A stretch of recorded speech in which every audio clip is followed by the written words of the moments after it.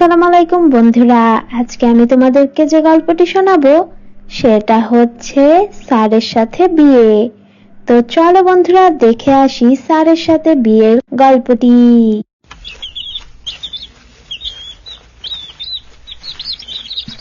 রানী, ও রানী, কি করছিসটা কি?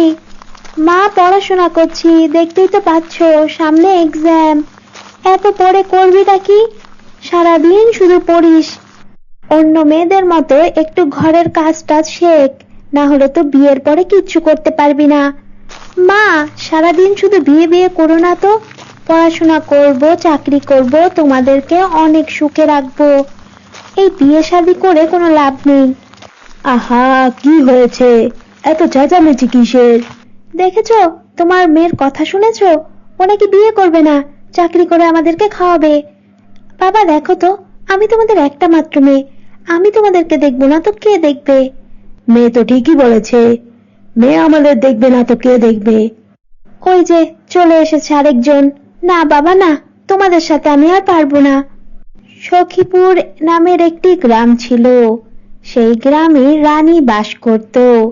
রানীর পরিবারে কেউই ছিল না ওর বাবা মা ছাড়া। রানী সব সময় ওর কলেজে টপ করত। এরপর ওর কলেজের পড়াশোনা শেষ হলো।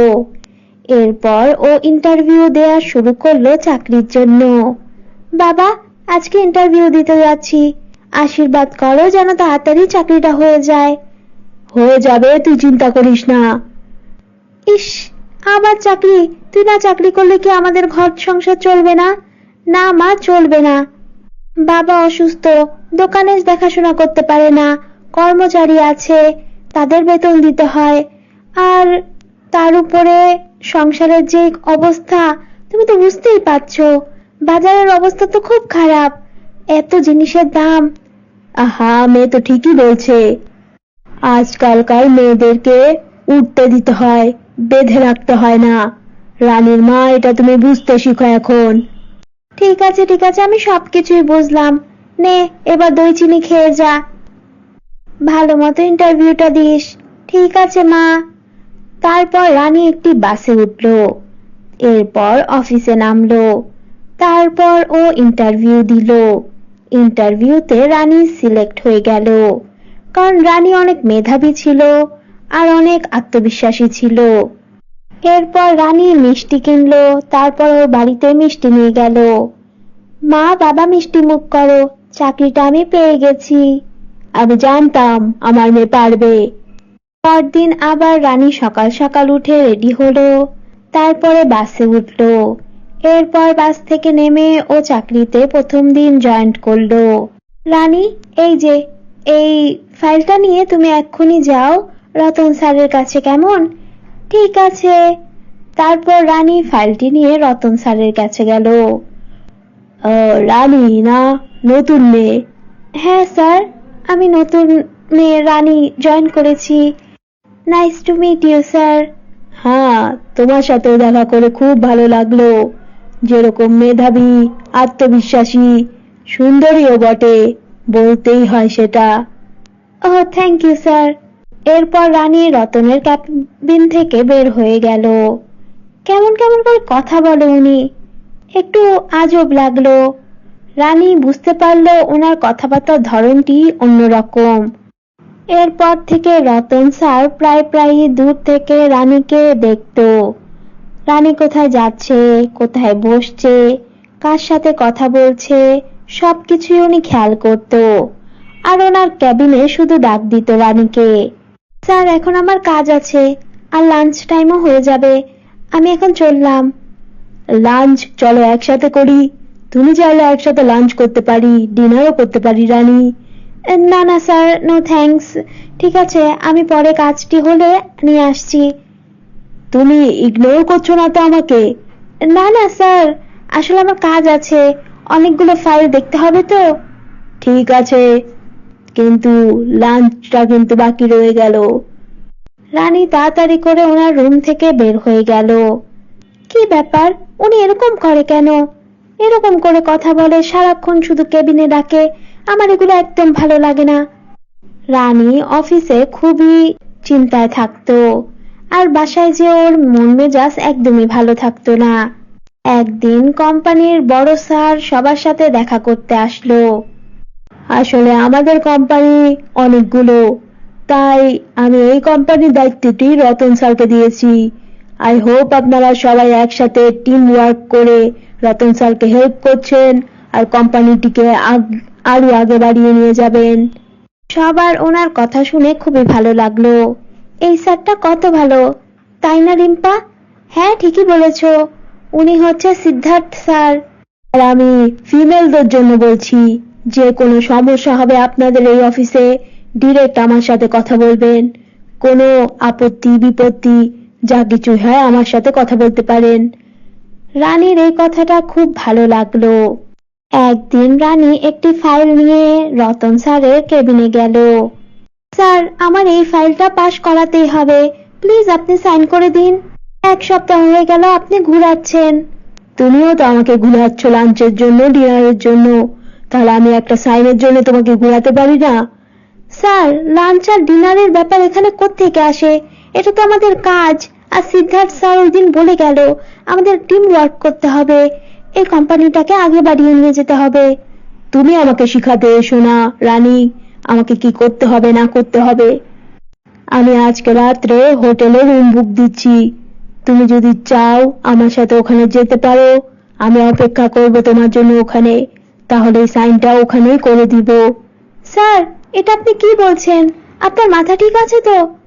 কেন কেন আমার মাথা ঠিক নেই? আমার মাথা তোমাকে দেখে নষ্ট হয়ে গেছে। রানীর এটা শুনে খুবই খারাপ লাগলো। রানী কাঁদতে কাঁদতে ওখান থেকে বের হয়ে পড়ল। তারপরে ও আর ওই দিন অফিস করলো না। না, এই ব্যাপারটা আমাকে সিদ্ধার্থ স্যারকে জানাতে হবে। এভাবে করে আসলে হয় না। আমি একটা ফিমেল ওয়ার্কার, আমার সাথে এরকম ব্যবহার উনি করতে পারে না। এরপর পরদিন ও সিদ্ধার্থের অফিসে গেল। আমি আপনার এবিসি কোম্পানির একটা খুবই সামান্য এমপ্লয়ি, আমি একটু কমপ্লেন করতে এসেছি আপনার কাছে। তারপরে সিদ্ধার্থের কাছে সবকিছু ও খুলে বলল। সিদ্ধার্থ কোনোভাবেই এটা বিশ্বাস করছিল না। আপনি শিওর রতন স্যার এরকম করেছে? হ্যাঁ স্যার, উনি সবসময় এরকম আজে বাজে কথা আমাকে বলে, আর অফিসের অন্য মেয়েদেরকেও বলে। আপনি চাইলে জিজ্ঞেস করতে পারেন সবাইকে। এরপরে সিদ্ধার্থ ওরা অফিসে গেল। তারপরে সবাইকেই জিজ্ঞেস করলো, কিন্তু রতন স্যারের ভয়ে কেউই মুখ খুলল না।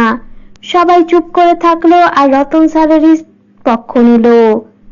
দেখলে তো, সবাই তো রতন স্যারেরই পক্ষ নিচ্ছে, কেউ তো বলছে না যে উনি দোষী। তুমি তাহলে মিথ্যে বলছো। এখন তুমি কি করবে সেটা তোমার ডিসিশন।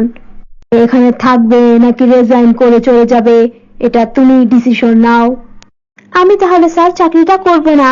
এভাবে করে এই পরিবেশে আমি চাকরি করতে পারবো না। আর এখানে সবাই ভয় পায়, আমি এখানে কোনোদিনও চাকরি করব না। এরপর লিফটের সামনে যখন নিচে গেল তখন রতন স্যারের সাথে রানীর দেখা হলো। কি ব্যাপার, বলেছিলাম না পারবে না আমার সাথে? যত যাই বলো কেউ তোমার কথা বিশ্বাস করবে না। ওই দিন যদি আমার সাথে হোটেলে যেতে তাহলে আজকে এই অবস্থা হতো না তোমার। এখন তো তুমি তোমার চাকরিটাও হারালে। হা হা হা হা হা। এরপরে রানী কাঁদতে কাঁদতে বাড়িতে চলে যায়। ওই দিন ও অনেক কান্না করছিল।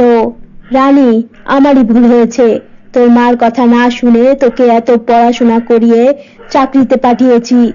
আজকে তোর এই দিন দেখতে হলো আমার কারণে। না বাবা, তুমি নিজেকে দোষ দিও না, তোমার কারণে কেন হতে যাবে এসব। এরপর রানীকে সিদ্ধার্থ স্যারের অ্যাসিস্ট্যান্ট ফোন দিল।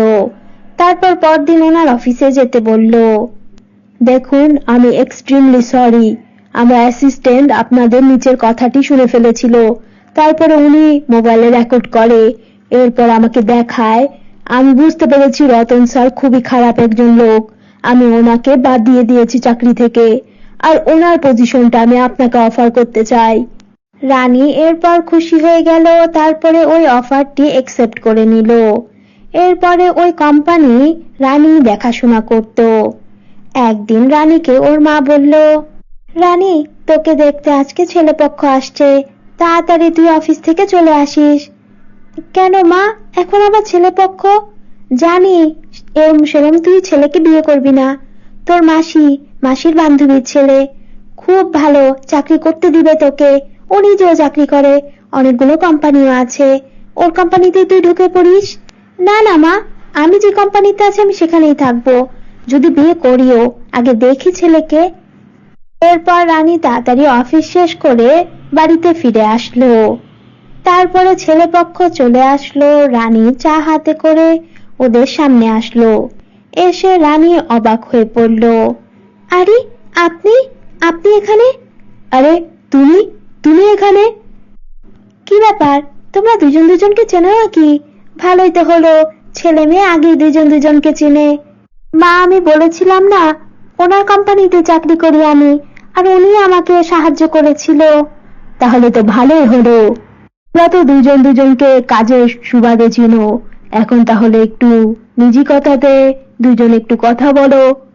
এরপর ওরা দুইজন একা কথা বলতে গেল। রানী, তোমার চাকরি করাতে আমার কোনো আপত্তি নেই, আর তুমি কি আমাকে পছন্দ করেছো? তাহলে আমি কথাটা আগাতে পারি। হ্যাঁ স্যার, আসলে।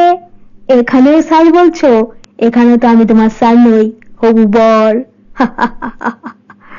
তারপর রানীও হেসে দিল। এরপর ওদের পাকা কথা হয়ে গেল। তারপর ওদের কিছুদিন পর বিয়েও হয়ে গেল। এরপর রানীর স্যারের সাথে ওর বিয়েটা হয়ে গেল। তো তোমরা দেখলে বন্ধুরা, স্যারের সাথে বিয়ের গল্পটি। এই গল্পটি ভালো লাগলে লাইক করো, আর কেমন লেগেছে এটা জানাতে কমেন্ট করো। আর হ্যাঁ বন্ধুরা, আমাদের ASAT স্টোরি টিভিকে সাবস্ক্রাইব করো। আল্লাহ হাফেজ।